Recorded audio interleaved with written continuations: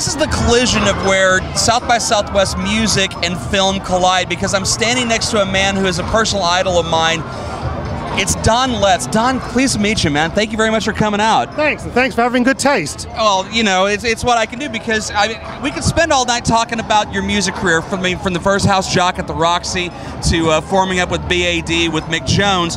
But we're here to talk about Strummerville, the film that you made based around the charity that Joe Strummer and Joe Strummer's legacy has brought up. Tell me a little bit about the charity first, and then tell me how you got involved with making the film. Well, it's really profiling a charity that a lot of people are unaware of what they do. What they try and do is enable young musicians to kind of get their art out there without tying them up in a lot of bureaucracy. And it's really trying to identify people and bands that are in that tradition of Joe, that have that spirit and have that attitude. That doesn't mean they need to be Clash fans. In fact, a lot of the people benefiting from Strummerville weren't even born when the Clash were around. They were like sperm. But it's been an eye-opener for me, because initially when the charity started, it was a bit kind of abstract. It didn't have any kind of quantifiable thing that you could put your hand on.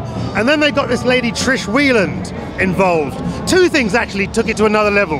Trish Wheeland and a rather large donation from Damien Hirst, who you might have heard of. Absolutely. And since then, they've been able to not only help a bunch of musicians, but also help a lot of struggling organizations. Billy Bragg's Jail Guitar Doors, for instance, is one. So the film's really kind of showing people what Strummerville's all about. But it's more than just a promo piece for the for the charity. It's also talking about Joe's legacy as a musician. Now, when you were jocking at the Roxy and Mick and Joe were showing up at the club, did you have any idea back then that the stuff that you were playing was going to be so influential to that crop of musicians as they were coming up through London in that point in time? Not at all, man. I mean, all we were really doing was using our culture to turn each other on. And it was a beautiful thing, because it was during that party that we created what's now called the Punky Reggae Party. And what I learned about that whole experience was that it was really by understanding our differences that brought us closer together, rather than us all trying to be the same. And also, it was really empowering to see my culture have an effect on my white contemporaries. You know, if you listen to The Clash, you can hear reggae bass lines, you can hear Joe just singing about, I don't know, Prince Farai or Dr. Alimantado, or, you know, if you check bands like The Slits, there's an obvious reggae influence there. And later with people like John Lydon and the whole Public Image thing, that's, you know, totally covered in like bass culture. So that was really empowering for me. Well, there's such great cross-pollination going on in London in the late 70s and early 80s, and being an influential part of that, do you see anything even remotely resembling that scene in music today? Absolutely. I mean, a lot of the sonic experiments that were created during that period have now become part of the fabric of popular music. You know, whether it be an emphasis on bass, or the whole MC rap style, or trying to actually say something with your music other than just selling product. That's a shocking concept in and of itself. It's possible, and there are young people out there that realize that, and that's a beautiful thing to see.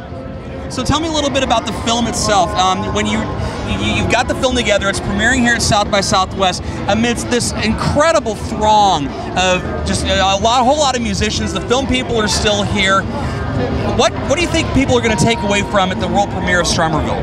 Oh man, that's a good question. I think they'll appreciate the legacy and the spirit of what we're all involved in, and that is the possibilities of music to communicate ideas, inspire people, and make the world a slightly better place. I know that might sound slightly naive, but I grew up in a culture where music helped you. It was about helping you to change your mind, not so much about changing your sneakers. You know, music has that potential, and it's great to travel around the world and see that still happening. What's blowing your skirt up right now musically? Oh man, people ask me that question. I ain't gonna point any well, hey, you know, the whole Vampire Weekend thing, that's great. Animal Collective are great. Local Natives. Oh yeah. Oh man, that's the shit. Probably my favorite album from last year. Yeah, Local Natives. Check it out.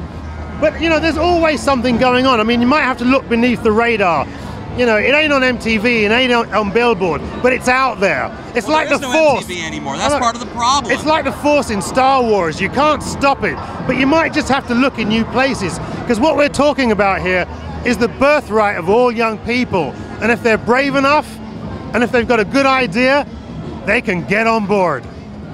I can't tell you what an honor it is to meet you, and thank you very much for spending some time and talking to us. Don Letts, man, thank you so much for spending some time with us. Thanks for the airtime.